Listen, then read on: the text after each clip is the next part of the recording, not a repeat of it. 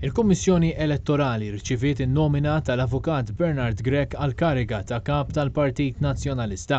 Din in-nomina ingħatat li chairperson tal-Kummissjoni Elettorali Peter Fenech hawnhekk ġiet verifikata mill-uffiċjali tal-Kummissjoni u wara kienet ikkonfermata bħala waħda valida. Il-Kummissjoni infurmat lil Bernard Grech li laqgħet in-nomina tiegħu u li ġie uffiċjalment iddikjarat bħala kandidat fl-elezzjoni għal kap tal-Partit Nazzjonalista li se ssir fit-3 ta' Ottubru. Fl-ewwel kummenti tiegħu Bernard Grech saħaq li l-Partit Nazzjonalista jeħtieġ li jkun partit b'saħħtu biex ikun gvern alternattiv.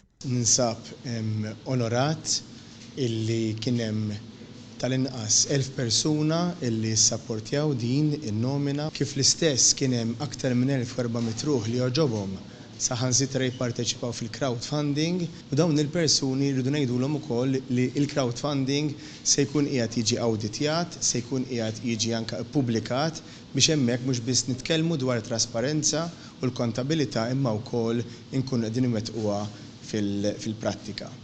Din hija kampanja li jien qiegħed nagħmel b'mod sempliċi però b'mod konvint ibbażata fuq sejħa ċara li permezz tagħha nixtieq li dan il-partit jingħaqad u allura qed ninsisti li rridu ningħaqdu, qed ninsisti li rridu niġġedddu u iva flimkien anke permezz ta' dawn iż-żewġ affarijiet nistgħu wkoll nirbħu. Dan il-partit jinħtieġ li jkun partit b'saħħtu biex bekk anke li t-tesserati ngħidilhom flimkien iva nistgħu nibnu partit li jerġa' jkun alternattiva b'saħħitha għall-gvern preżenti. Bernard Grech kien akkumpanjat minn martu Anne Marie u rappreżentant tiegħu f'din l-elezzjoni Envin Bartolo.